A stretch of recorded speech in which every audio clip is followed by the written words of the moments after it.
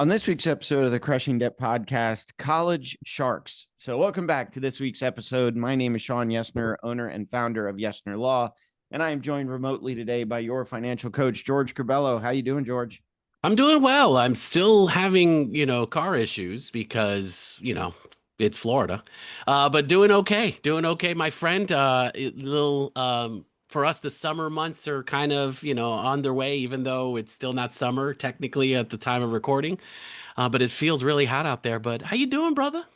Good, good. I'm doing good. We are smack dab in the middle of summer on my end. So I've got, I'm Daddy Uber or Uber, I guess, taking my kids to and from all the summer camps that they've registered for. And I agree with you. It is hot out there. And welcome. Hurricane season has started. So Hey, welcome to great. hurricane season. Uh, More expenses. exactly. But we've got a guest on this week's show. So I am going to get right to our guest. She is a nationally recognized leader in college consulting, the founder of Annapolis College Consulting and creator of College Sharks, a groundbreaking virtual membership program designed to help families navigate the college admissions process with ease. With over 50 years of collective team experience and visits to more than 500 colleges, her mission is simple: to lower family stress, save time and money, and find the perfect college fit for students academically, socially, and financially. So welcome our guest to the show, Lee Norwood. Welcome, Lee.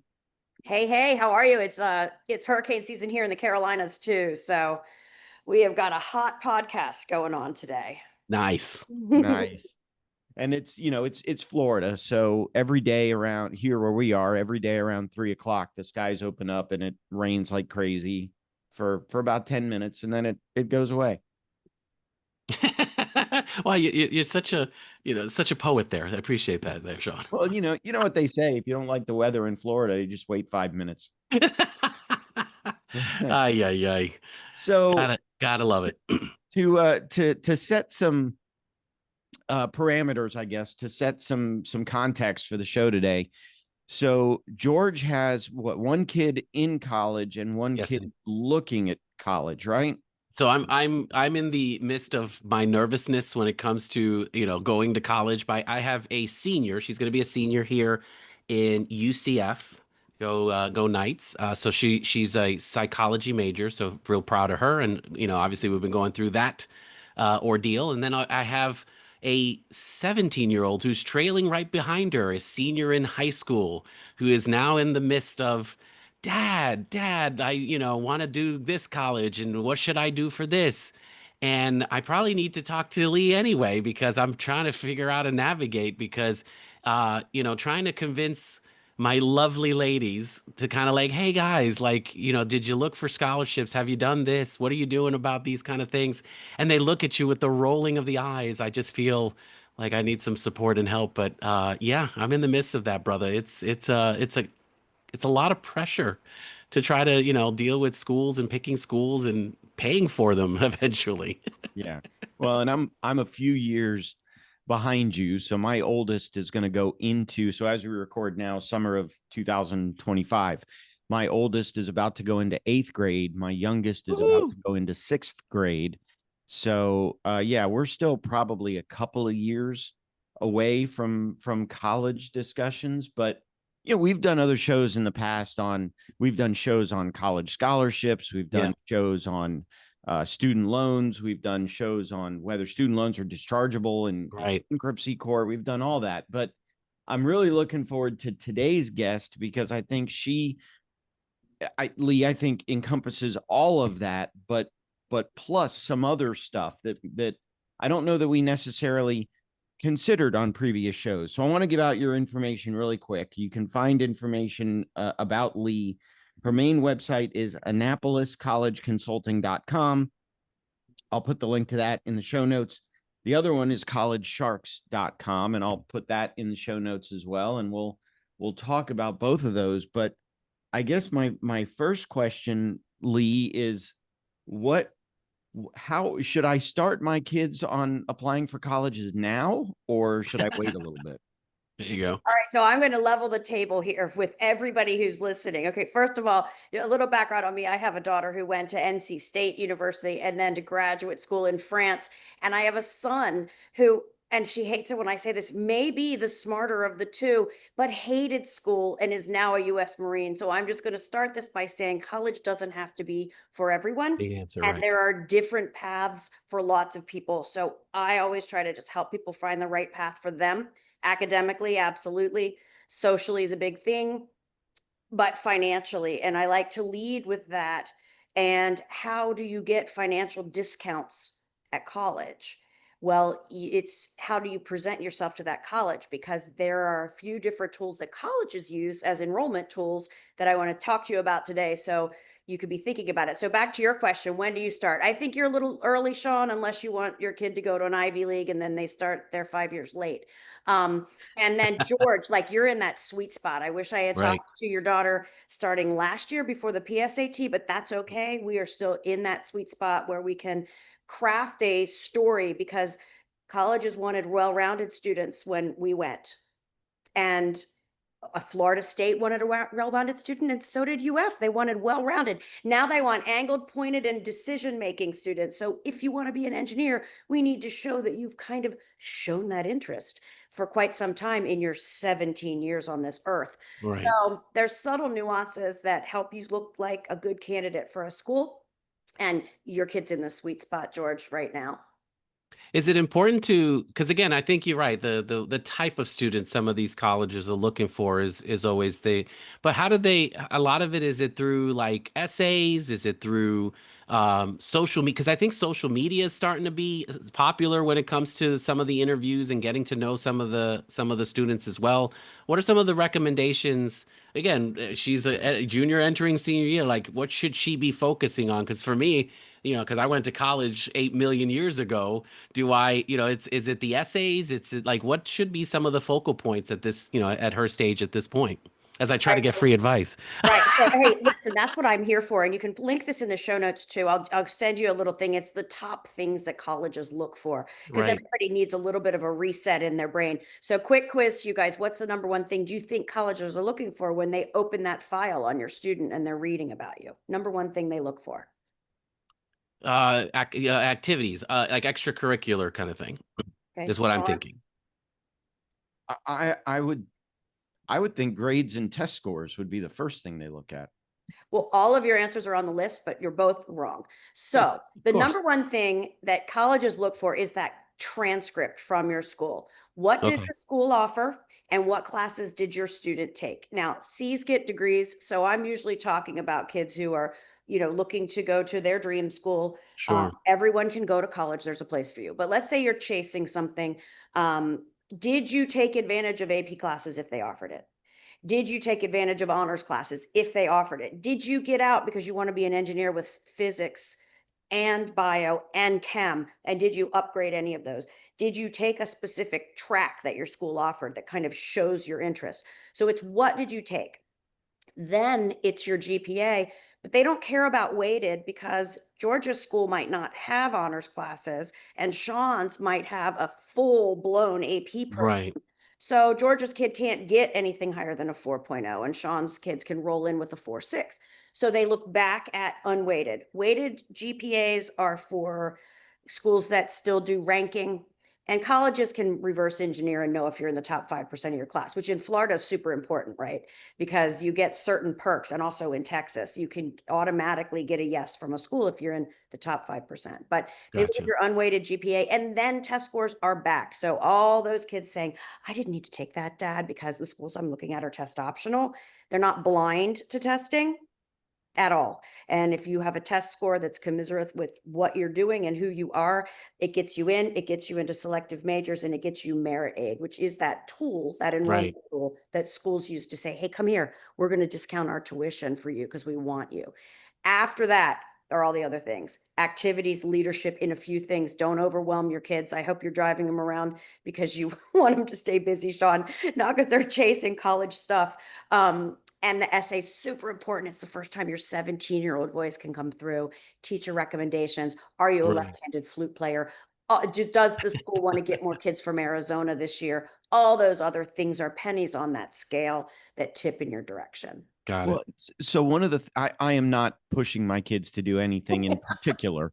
I did tell them that, you know, if they can go to any school they want. I'm only paying if they go to FSU, but they can go to any school they want. This But guy. but I doubt one that's the case, but we'll see. so my younger son just finished Cub Scouts and just went from Cub Scouts into Boy Scouts. And one of the things that you mentioned that I had always heard that I wonder if it's still true, if my younger son were to achieve his Eagle Scout, does that carry any greater weight than some kid that did a different extracurricular activity? Do you know? Yes, it comes down to leadership. So it's how do you explain it? Saying I'm an Eagle Scout, well, great, go get in line with the other 5,000 kids that are Eagle Scouts. But if you're saying I'm an Eagle Scout and my project was to XYZ, right? Like we cleaned up the waterways around my town, we checked the water Right. all summer, we took the pH level from this to that, and it's focused. So yes, you at Eagle Scout, all colleges know that that's a heavy lift. It's an awesome thing. Do it. Finish Okay. it. You're probably not going to get it until after you've applied, but you can tell them you're on your way.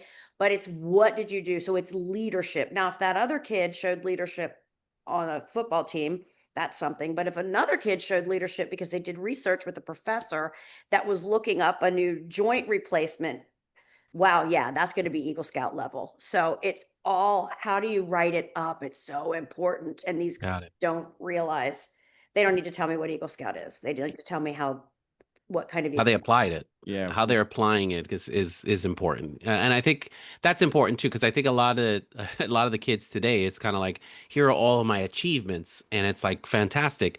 How is that driving your life?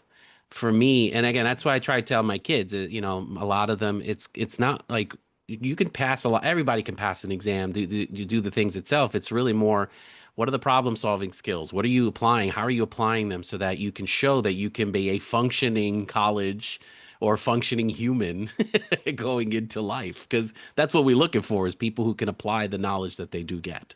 Yeah. Who are you Well, going to be on my campus? And are you going to get Yeah, out of here in 4 years? love it. Are you going to help my stats? It's a business. It is. It's still a business. Correct. but- Wow. and one of the other things you mentioned that I wanted to ask a question about was the AP versus honors versus regular. I remember when I was going to school, and this is going to be more of a story about my dad, but I remember when I was going to school down in Miami, in Florida, I was taking honors science, I think, and I was struggling a little bit. I was either getting high C's, low B's, and I was struggling with it. And so my dad scheduled an appointment with the teacher and walked in, and this is late 80s, late 1980s. And so my dad walks in and says, well, what does my son get by being in the honors class? And so they go back and forth and back and forth. And at one point, the teacher said, well, it's a weighted grade. So when he applies to colleges, as the teacher was saying that, the department head was walking by and poked his head in and said, yeah, but it depends on if he applies to a Florida college or a college out of state. They may not recognize a weighted average from a Florida high school if he's applying out of state. And so my dad said, okay, well, again, what does my son get by being in this honors class? And so they go round and round. And then eventually the vice principal walks by and hears the conversation. At the end of this conversation, my dad had the principal, the vice principal, the department head, and the science teacher all trying to answer one question, and all four of them disagreed, which is, what is the benefit to my son of being in an honors class? In other words, if he got a B in an honors class, is that better or worse than getting an A in a non-honors class, or getting a B in an AP class, or a C Right. in an AP class?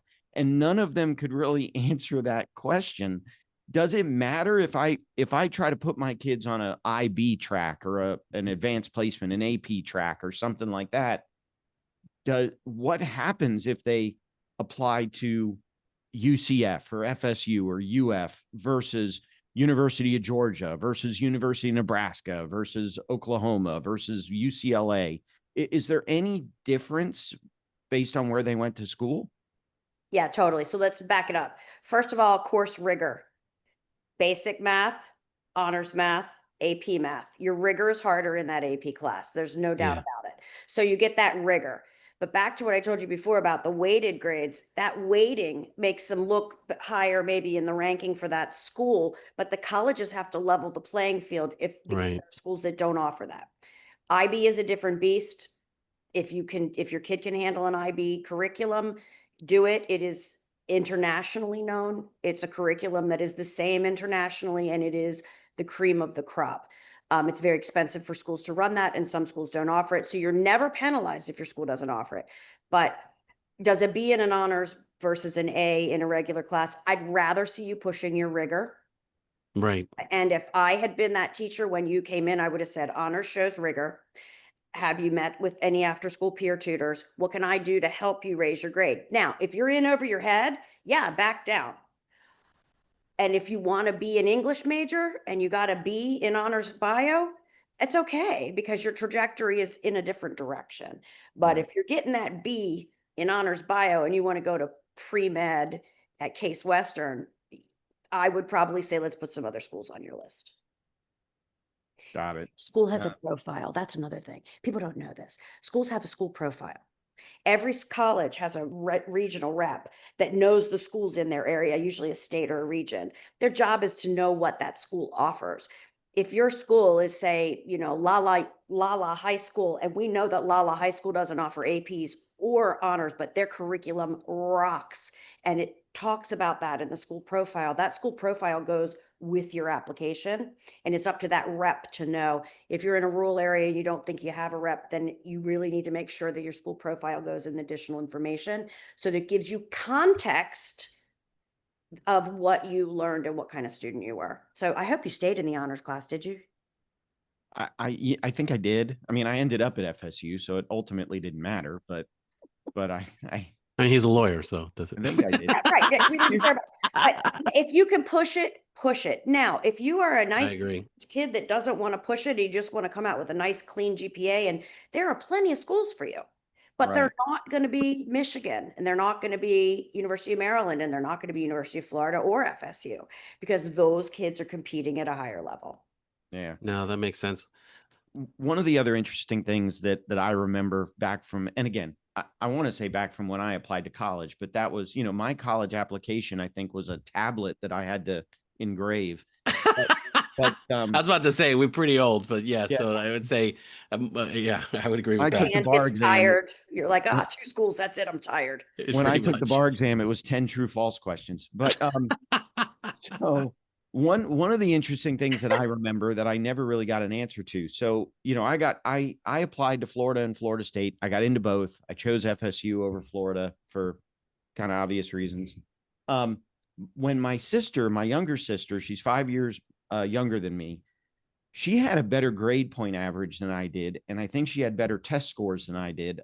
I still don't admit that she's smarter than me, but she had better grades and better test scores.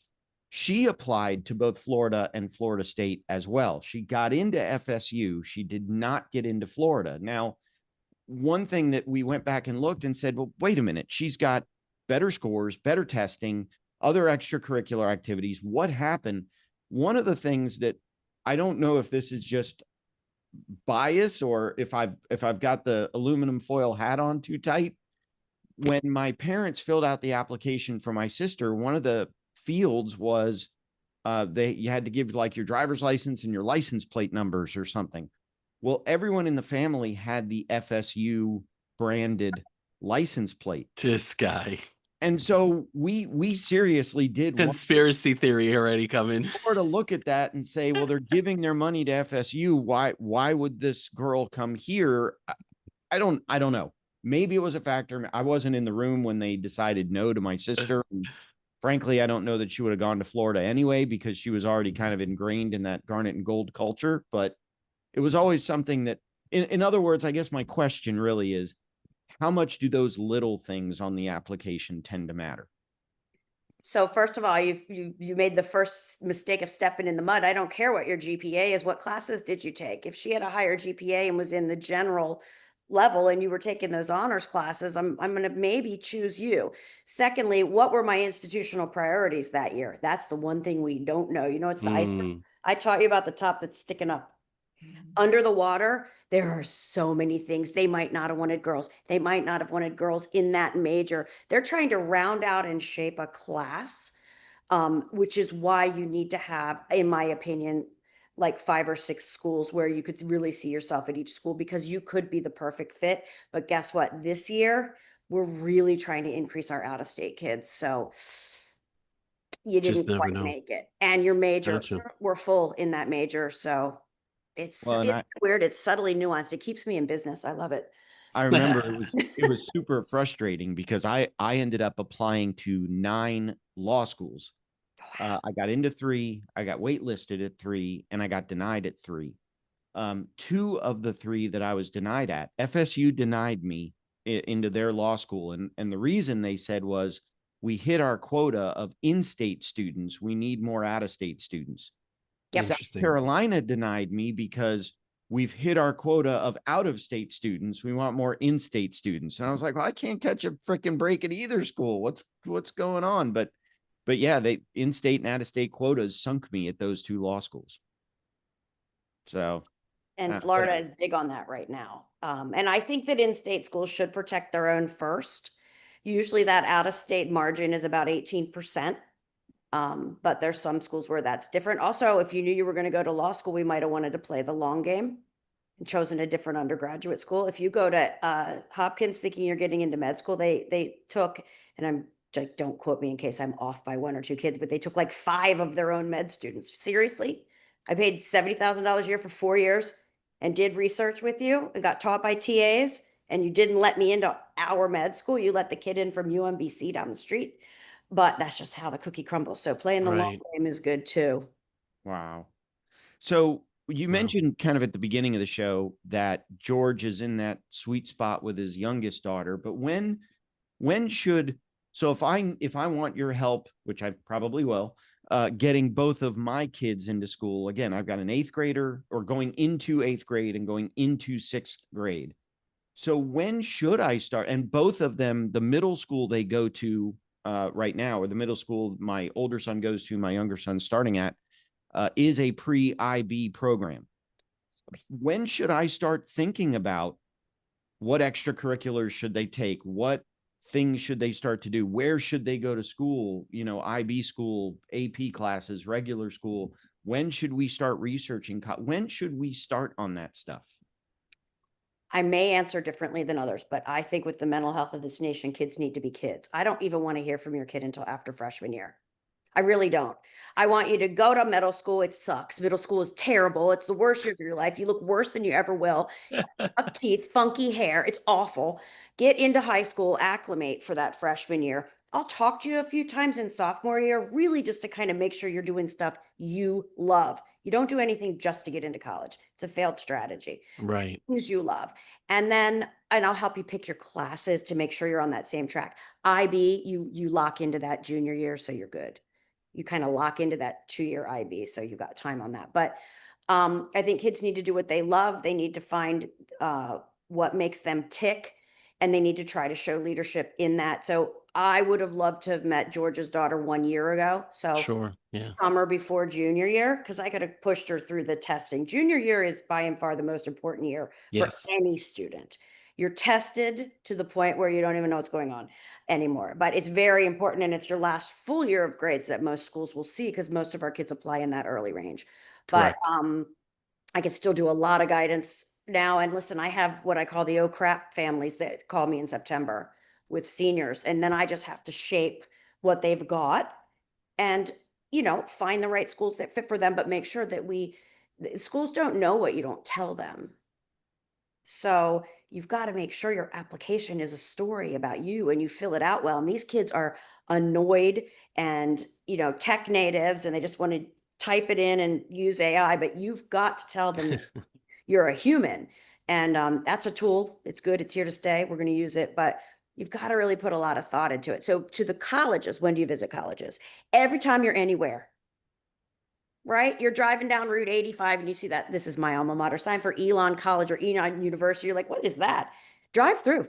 Just get a Yeah, feel. Now, when your kids are older, you've got to do the information session and the official tour.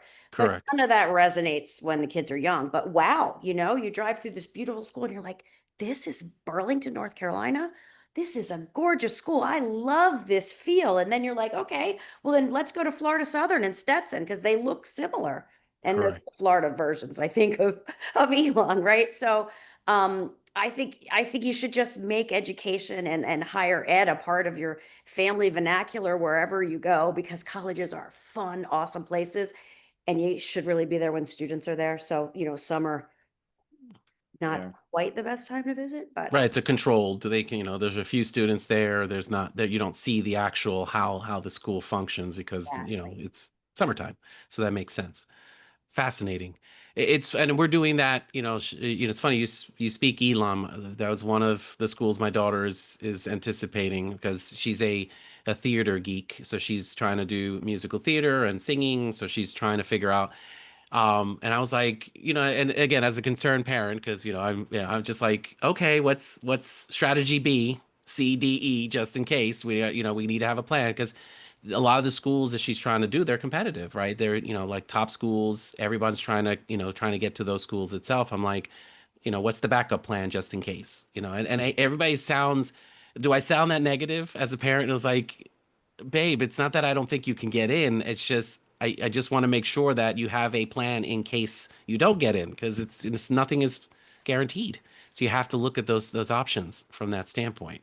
But I'm dad, so it doesn't matter. She doesn't listen to me. Right. So it's like Right. if And it you've said everything that every parent ever says to me. When I went to school, this was how it was. I don't know what's going on. They're going to listen correct. to you more than they're going to listen to me. And oh crap, all that stuff really matters.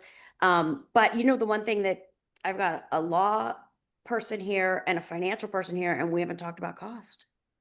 Who Yeah, cares? that's If you oh no, can't we were pay heading in it. that direction because that's always the red flag is the I mean, cost. I could take a list and cut it in half in 2 seconds with the family when I tell them straight up their kid is great, fabulous, top of their class, but they're standing in line with other great, fabulous, top of their class kids. Right. Now they're average. You're not going to get any money from that school because they don't need to discount to get people in. So if you want to go to Vanderbilt, you got to be ready to pay 100 grand for 4 years.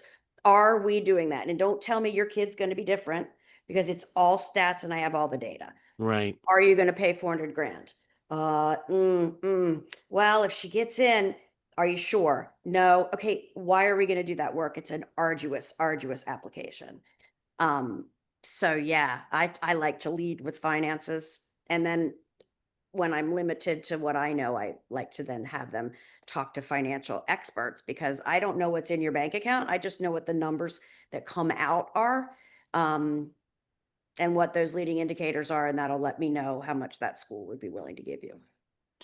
What's the trouble though with a lot of because a lot of the kids, they're making these huge decisions today and not realizing like $400,000 is a lot of money coming out of a bachelor's, a BA or BS. How,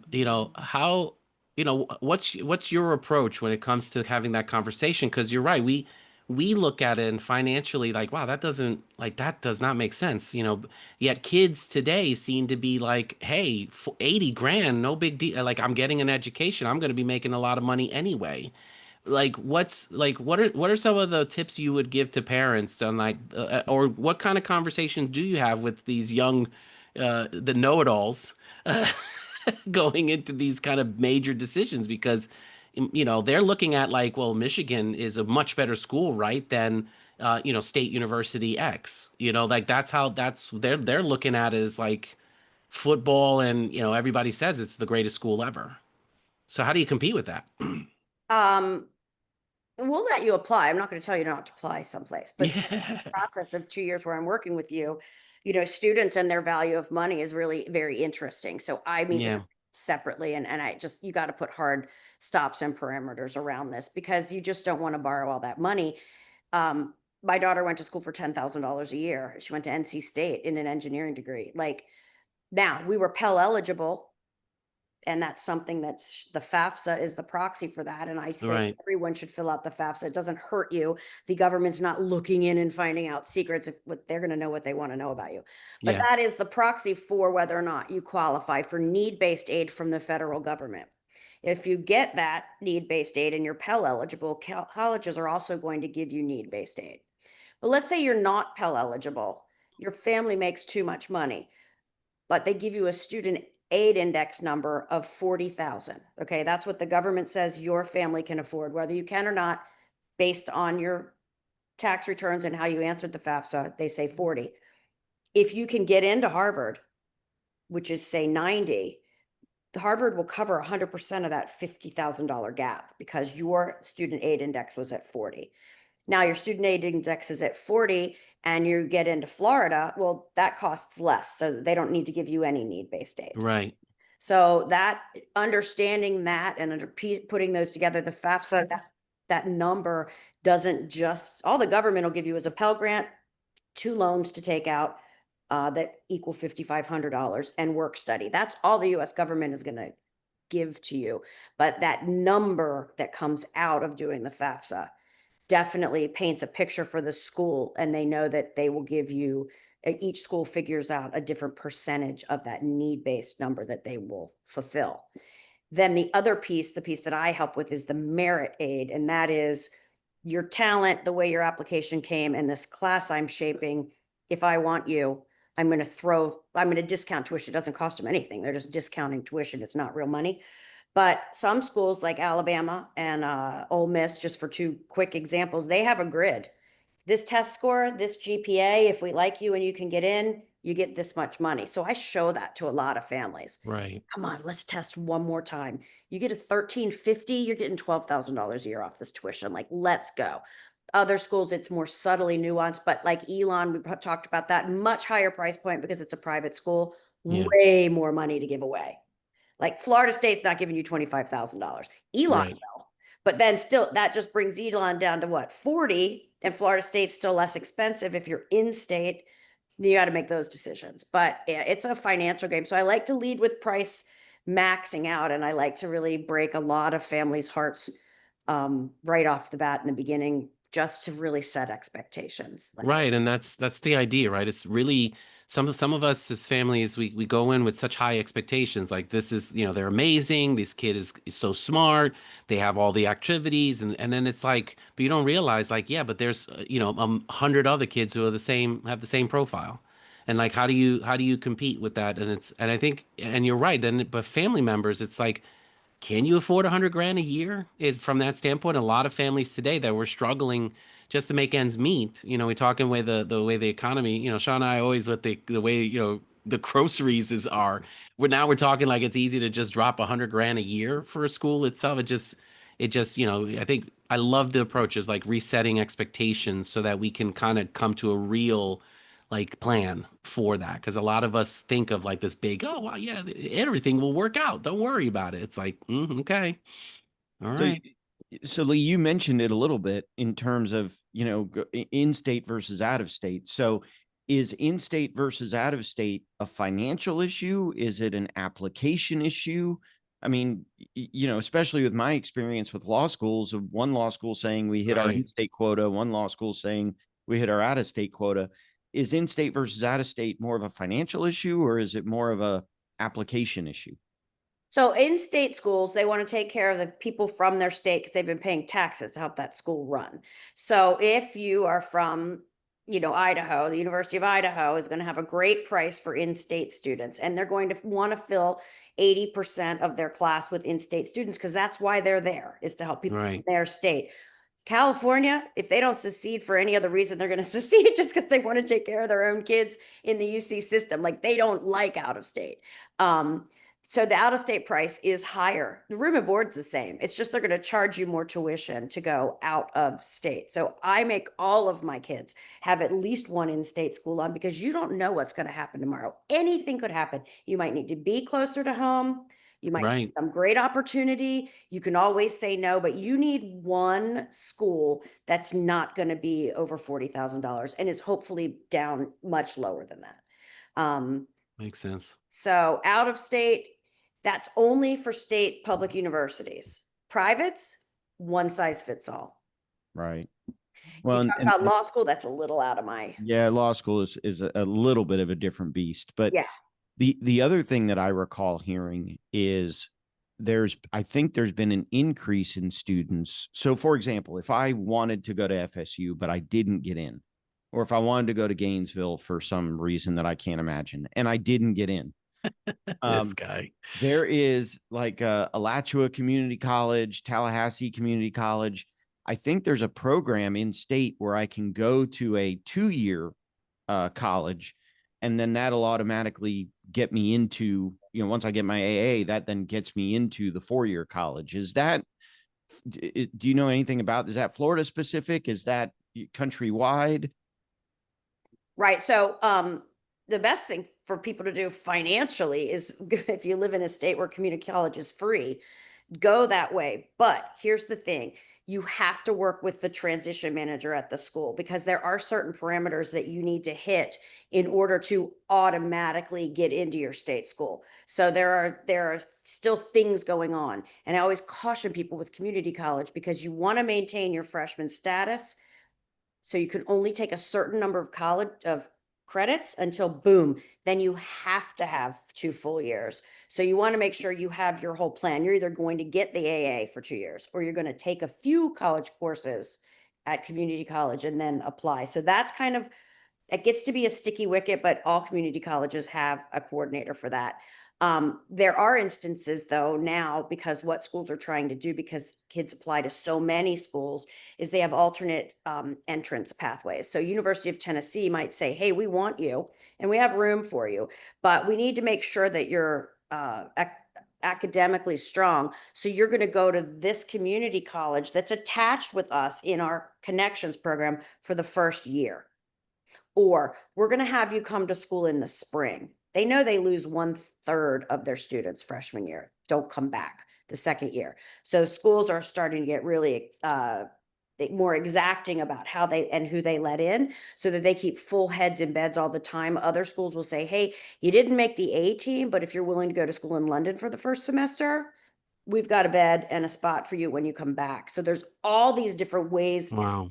that colleges are trying to make sure their attrition doesn't eat into any of their money. And I love the community college first track. It's a great way to save a ton of money, Yeah. but sometimes there aren't articulation agreements. I went to community college in my state, and now I want to transfer to a UC, a California school. Will they accept all those credits? So there's some front end stuff you kind of have to do with that, but it's a great way to save money. You don't get your freshman experience. So I'm a huge 4-year college fan. You don't get that freshman experience. And you guys know that freshman experience rocks. Yeah. Yeah, Awesome. no, I went, All yours. I was lucky to go all 4 years at one school, and I agree. So again, if you're interested, if you're listening and you're interested, you can go to collegesharks.com. All the information, I'm playing around on the website now. There's a ton of information there. It's a subscription based, like video based model where you can get all kinds of tools and tricks and tips and blogs and frequently asked questions and everything. Or you can connect with Lee directly at AnnapolisCollegeConsulting.com. And that's, I think, a little bit more concierge level of what College Sharks has to offer. And again, I'll put those 2 links on the website as well. Any other questions, George? No, I think the only last one I would kind of look at, Lee, is like, what are some of the things the students can do to avoid some of the debt traps? Some of the things when it comes to colleges, like, is there advice you would give to the students? Because the parents, we already know it all. What are you talking about? So it's really more, how do we, what are some of the things you would recommend, 1 or 2 things to the students to say, like, here's how to avoid the debt trap. I kind of heard, community college, there's options. But is there 1 or 2 things that you would say, hey, college, bound student, avoid this as part of your journey?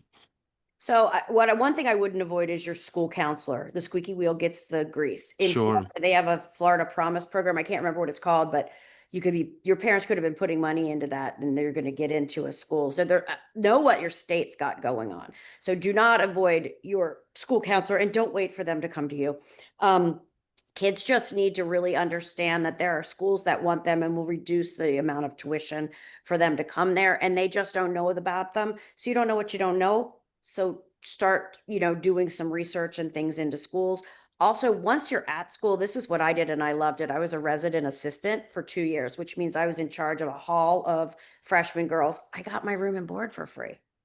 Mm, So how cool is that, right? Um, very. if you qualify for work study, you're going to get the money into your pocket, but the schools use those jobs. They hold the best jobs for those because the government subsidizes the payments on those. And I do like the two loans, the subsidized and unsubsidized government loan that you get when you fill out the FAFSA. Those are low interest. They're in the name of the student. You'll build credit. You can work in the summer Right. and pay them off.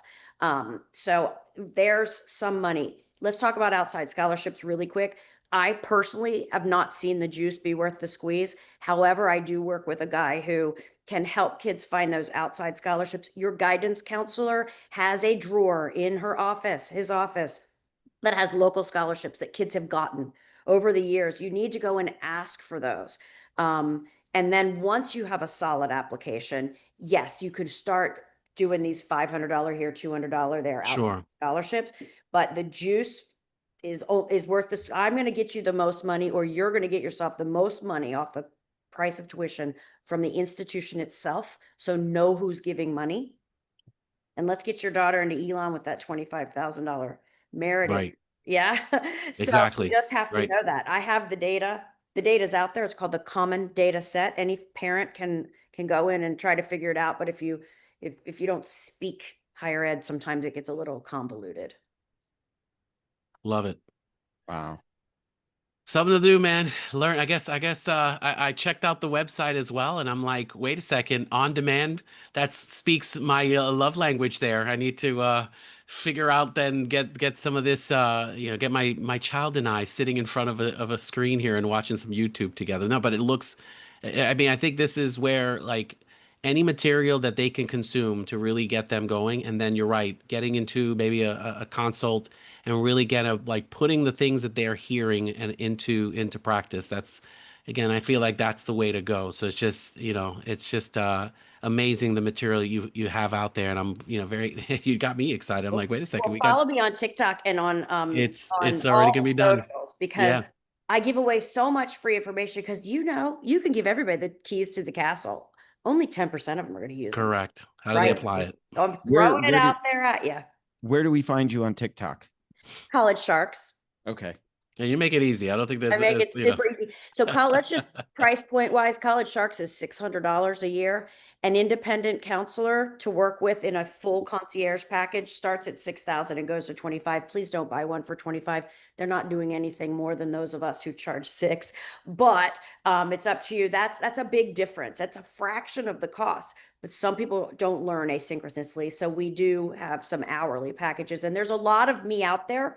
So you got to find the right fit with who's going to give you advice, because it's same with both of your businesses. If you don't connect with the person that's the expert in the room, doesn't matter anymore. Yeah. Well, I think what I've taken from this is definitely keep them in the IB program. Definitely encourage my younger son to go for his Eagle Scout. Make right. sure my older son starts to get more into some leadership. My older son's the athlete, so my older son is plays a lot of soccer. Good. But he did so George, here's another maybe topic for another episode. My older son and I, my older son had an agreement with my late wife that if he brought home straight A's, he would get a video game console. And my younger son had an agreement with her that if he came home with straight A's, we would get him a dog. So I made it through the entire year with my younger son having at least one B on every report card. So we're good for the dog for now. But This year, good. my older son came home with straight A's in the fourth quarter in the Uh-oh. IB program. So on the one hand, I'm like, that's amazing. If he's in a pre-IB program and he's getting straight A's, that's got to be good for something. On the other hand, now I gotta go out and buy a video game system. You know what? That's again, you in life there needs to be something that motivates us. And Lee did mention it before. We got to have some fun. I know. We got to have some fun. So why not a little bit, doing both. So congrats on obviously your son doing really, really well. If that's what motivates him, let's go. Let's keep And it then, Good. hey, going. there's majors called game theory. They can write, I mean, it's a whole new thing, and they That's what have I'm saying. esports Yep. now. They're building esports stadiums at colleges. So we are dinosaurs. We need to keep up. We We need to speak teenager. I think that's my biggest thing. I still speak 17-year-old. Again, I'm I Yeah. love it, Lee. I love it. I gotta say, it's as I get older, I agree with you. It just feels a little bit like I don't think I speak that language I know. anymore. It's like, Huh. but that's okay. It's I wait, okay. hey, F, if you could know, you know. I don't even know how to do it. They just throw the letters out. IYKYK. If you know, you know. There Yeah. you go. There you go. So on next week's episode, we'll be talking about the price of a Oculus versus a PlayStation versus a Xbox versus a Well, the Switch or the Switch 2. Switch. So have your son contact me. We'll give him the greatest advice. No, no, because you'll I tell tell him him Daddy's budget will be blown. Don't you'll worry. tell him the most expensive one to buy. So I'm not having him talk to you at all. I know you. So He knows anyway, me so well, thank well. you, Lee. We really, really appreciate you being a guest on this week's episode. Yes, thank you, Lee. All right, let's And- stay out of the hurricane's path. All right. Yes, please. Yeah, both all of us, absolutely. So we do have a couple of things we got to do before we wrap up the show. We got to say, if you want to help support my kids' college fund or George's kids' college fund, you can go to patreon.com/crushing debt. Obviously, I'm kidding. Any money that we raise for the show goes back into the show. But again, it's patreon.com/crushing debt. Our friend Sam Cohen, if you're an attorney or title company and you need malpractice insurance, Sam at attorneysfirst.com. Other than that, I think we're done. So I am ready to tackle my daughter so we can start learning more about the college experience. But this was such a great experience and great interview, Lee. So really nice meeting you. I'm Awesome. looking Yeah. forward to learning more from your socials and your website. Perfect. Y'all take care. thank you. And we definitely say, Lee, I think your websites definitely support that we want people to have more money at the end of the month rather than month at the end of the money. And we will talk to you in next week's episode of the podcast.